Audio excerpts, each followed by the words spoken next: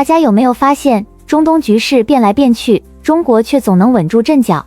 最近，一位精通《孙子兵法》的阿拉伯顶级学者给出了一个非常犀利的分析。他认为，西方之所以始终猜不透中国的棋局，根本原因在于他们还困在硬碰硬的旧思维里，而中国早已跳出这一框架，再用一套深不见底的孙子智慧进行降维打击。这场访谈直接撕开了地缘政治的表象。如果你也好奇这种不战而屈人之兵的博弈逻辑到底是如何在悄悄改变世界格局的，那么这位学者的观点绝对值得一听。 Now let's turn to China because there is a tantalizing question throughout this conflict, and that is how does China view this war with Iran? Now, as we speak, but I'm interested in how China views this conflict, because on the one level, China requires stability in the international system in order for it to grow economically. But on another level, it's that famous Napoleon quote that if your enemy is making a mistake, don't interrupt him. China would be very happy. Unless you're paying the price of his mistake. Unless you're paying the price, that's right. Now, China is very indebted to energy exports from the Gulf. And so yes, exactly. There has been a knock-on effect, in particular with China here. So how do you sort of assess how China is viewing this error that's made by Israel and America? I mean, Chinese are very quiet, very patient strategically. I'm a student of Sun Tzu and just finished my Arabic translation of Sun Tzu.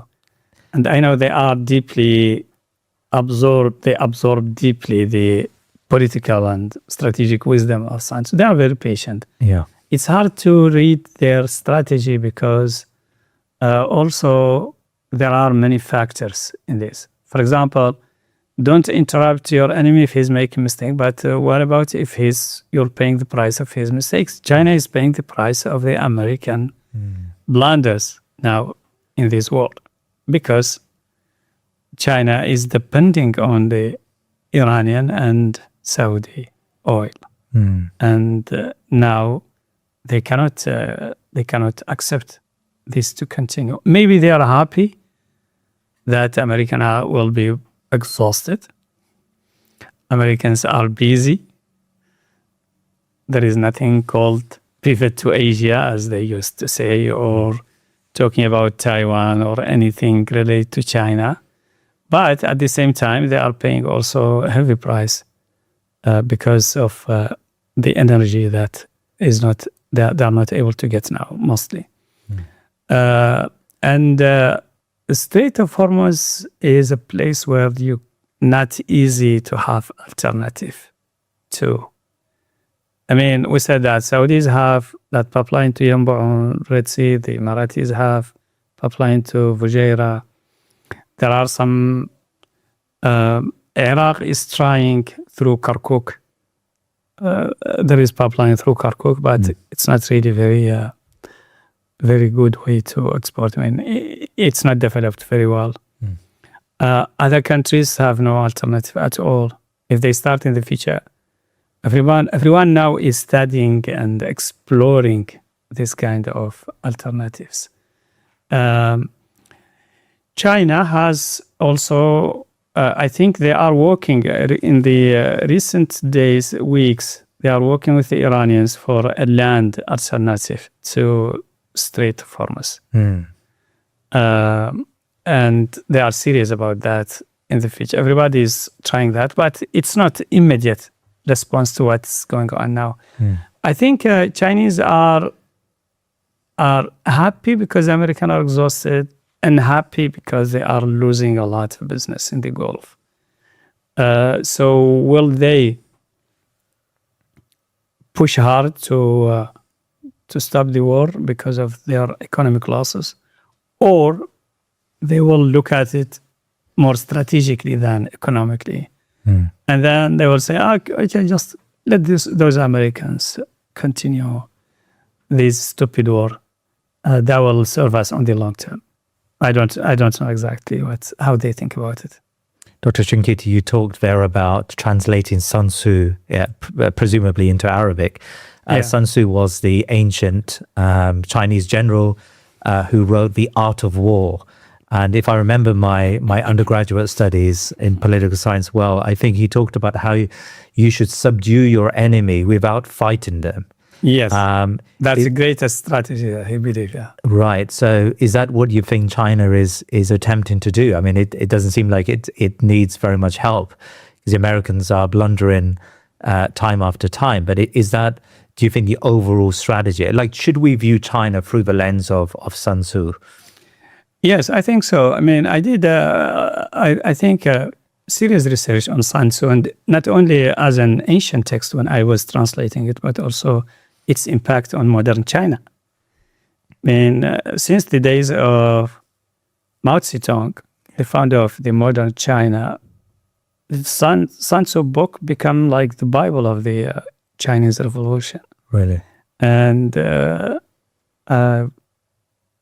come through Japanese researcher in general, who said something very, very interesting. He said, I visited China many times. I met many military leaders. And he said, whenever I said a sentence from Sun Tzu, Art of War, they complete the paragraph for me. They memorized by heart. Yes. Because it's so influential. But you can know that even by just observing the Chinese way of dealing with these problems. They are very patient and they are very indirect. The Sun Tzu strategy is the indirect strategy, and that's what Hart took from him. Actually, the British strategist Liddell Hart. Liddell Hart, was officer in the World War I, and he saw that bloody war and extraordinary sacrifice. And then he found a translation of Sun Tzu, and he became obsessed. He loved Sun Tzu. Really? He wrote even a preface for one of the Sun Tzu translation by Samuel Griffith, an American military officer. Anyway, Liddell Hart said that if we read these Chinese wise man, if we knew about him and his thought, that would have saved a lot of blood for Europeans. But unfortunately, I think we depended on Clausewitz's strategic theories. Yes. And Clausewitz, theory is hit the enemy on its center of gravity.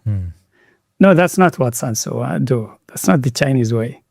No, the Chinese is hit the enemy in its soft spot, not on his center of gravity. It's always indirect. And then Liddell Hart developed his theory of what they call the indirect approach of Liddell Hart based on that. So the Chinese are very patient strategically, and I think, yes, we should study them. We should look at them through the lenses of Sun Tzu, even dealing with this war. I don't know what will be the results of Trump's visit to China. I was thinking maybe he will have some historic visit, a historic deal that will remind us of Nixon and Kissinger in the 60s. But it looks like he's just going to do business. Will his visit impact this war and the negotiation between US and Iran? I don't know. We'll see. I hope so, but we'll see. But one of the possibilities is that some kind of deal between the US and China to share or to divide the interest in the Gulf region. Right. So it will be a big deal, and then the regional players will be within that's framework. I don't rule out the possibility of a deal between United States and China to end this war in a way that will guarantee the interest of the two superpowers instead of competing in this region. Because, that's very, very interesting, because until now, most political theorists have argued that confrontation between America and China is inevitable. There is the Graham Allison. There's a book behind you, The Destined for War, the Thucydides trap, I think he wrote. Yes. Right. The idea that it becomes almost impossible for two superpowers, an established power and a growing power, to go to war, Britain, Germany, and so many other examples in the past. So in your mind, there is a possibility that America will compromise, will moderate itself in order to accommodate the rise of China. It is possible among other possibilities, Right. of course. I mean, the rise of China is interpreted by different people in different ways. Chinese themselves represent their rise as just positive balance to the world order, and it will benefit all. It's not hurting the Americans or anyone else. That's why they like to present themselves. Of course, there are those who believe in the avoidable war, like our friend Alsa, or even Mearsheimer, also somehow in his famous article on the Chinese gathering store, and others. But there are also people who believe, yes, there is a common ground. There is possibility of a common ground. Yeah. For example, Kevin Rudd in his book, The Avoidable War, Kevin Rudd was Prime Minister of Australia. Yeah. And he's expert in China. So he believed in that, or he hoped for that. I mean, I think it's mixed of hope and belief, because he's Australian. And Australians don't want to be in trouble between America and China. I read recently very, very important article on foreign affairs. I don't remember, foreign affairs or foreign policy, by a professor in Johns Hopkins University. And he's expecting 3 possibilities for the global order after this war. One of them is a new Cold War, it's called, not between Russia and America, but between China and America. So that's possibility. That we go back to something like the Cold War. We have a global power, and it's trying to win many other states around it, the way Soviet Union and the United States did during the Cold War. Yeah. And he said that's possible. And he said, actually, that's the best option for us Americans. I mean, American domination and hegemony is over. Yes. And we better have one global power competing than many others. The second option is the multipolar world system. And in that case, the United States will be just among 7 or 8 polars. China will be one, Russia will be one, Western Europe, probably led by Germany, will be one. And the possibility, Japan will be also, and the possibility of one in the Middle East. And also he's talking about that. Like the one we were talking about now, that possibility of some kind of, at least alliance of the willing in the Middle East between Saudi Arabia, Pakistan, Turkey, etc. And the third option, which is the worst, is anarchy, similar to what happened between World War I and World War II. Right. When the old global system disintegrated, but there was no new order for about 20 years, from 1918 to 1938. And then World War II came, and a new world order emerged. That's the third possibility, which is the worst one. And he said, if this happens, it will be disastrous. Some countries might disappear from the face of the earth because of the disaster that will happen. I wrote, or I talk about this article, and I said, I think I should add one fourth option, which is the one we're discussing now. That there is a possibility that there will be some deal between Americans and Chinese. Instead of a Cold War, they will have shared interests in the region. And I know there are some American theorists who talk about this since maybe 20 years ago.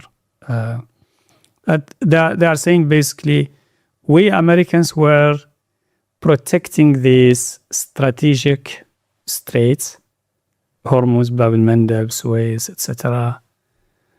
But the oil is going to China and Korea and Japan. Why we are paying the price and the business is going to others? Why don't we put some burden on those guys who are getting oil and gas? And one of those theorists saying, okay, we have to have some kind of deal with China. You need to participate in protecting the region, protecting the straits, and then we will have same burden, same benefit. I think this is possible. I don't know if Trump is thinking this way today in Beijing, but it's a theoretical possibility. If it's not done with Trump, it might emerge with another American president. So we have these 4 scenarios, global on the level of global system. Yeah. One is a new Cold War, one is multipolar world, one is anarchy, and the 4th one is a historic deal between America and China. And do you think that in the Muslim world, the Arab world, in the general Muslim world, there's a lot of thinking about how the Muslim world is going to place itself, A, during this transition, and B, if one of these 4 options are established? Like, is you've traveled, you're a political scientist, you've spoken to leading intellectuals throughout the Muslim world. Is there a serious conversation about how the Muslim world is going to have to develop its own thinking about the next decade and China's rise? Not much, but I think this war is pushing everyone to think differently. Even countries who are living in prosperity and very happy with their situation and very happy with the American umbrella, they know there is no American umbrella anymore. There is no protection. They know their real vulnerabilities. So I think, yes, they should be. They must be. A new thinking. Iran cannot continue to be an isolated country within the region. Enough isolation. Iranians live isolation when there was sectarian conflict between Safavids and Ottomans, and then between the Persian nationalists with the Arab nationalists, and then with this sectarian now between Shia and Sunni, and the Iraq war and all of that. I think they should have learned also from this. All sides need to learn from those disasters. Can I ask you about where we find the United States today? Now, the last conversation we had, we talked about how the West is declining and the East is rising. I think sometimes about Ibn Khaldun and how he viewed the rise and fall of empires. And, if I'm right in saying that, he talks about how some empires, they hollow out morally, intellectually, before they militarily become weak. Could you argue that there is a similar movement in America? This America as a moral, as an intellectual hegemon is declining, even though militarily it remains, still relatively strong.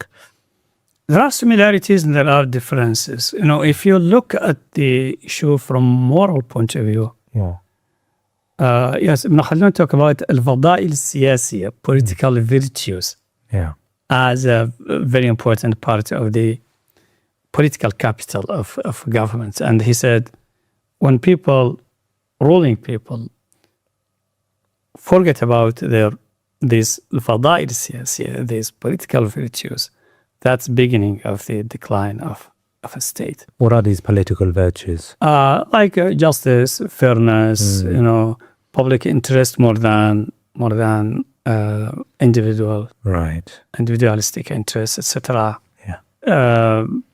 Harsh education or hard education, etc. But Ibn Khaldun talk about empires. America is not just an empire; it's also a republic.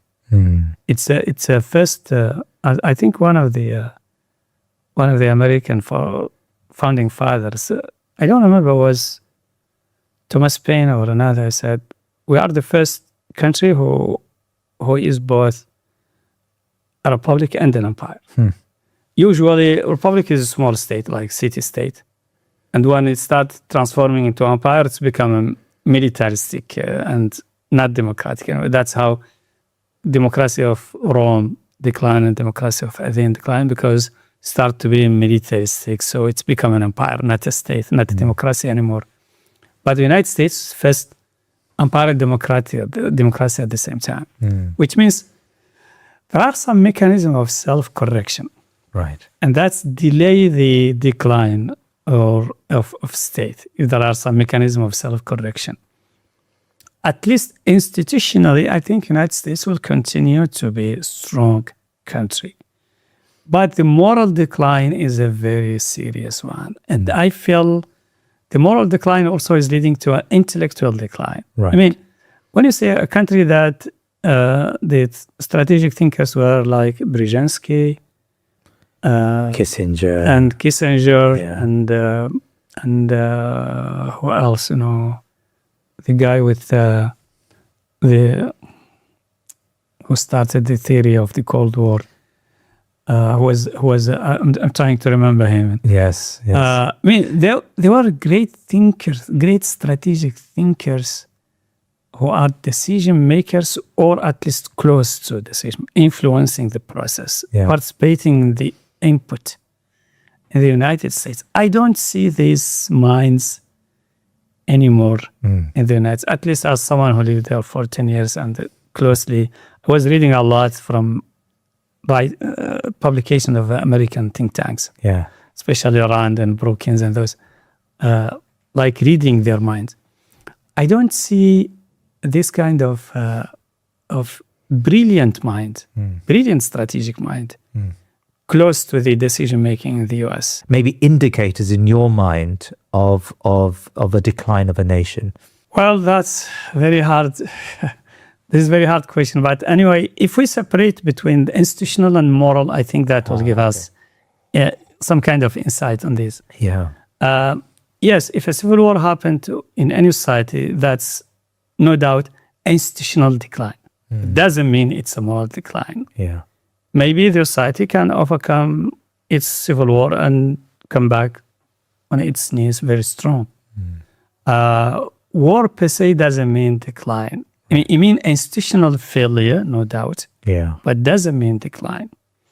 Decline in the deep sense is related to intellect and morality or spirit of that civilization. So when you look at the elite and you don't see great minds, you don't see people who have moral commitment, that's a real decline. That means society is not producing anymore people who can lead and can correct and can do something good. Yeah. Yes. For example, I believe in our region, in the Islamic world today, the main problem is institutional. Our societies still have very strong morality, very strong social fabric. And I think it's a emerging society. It's not declining, it's an emerging.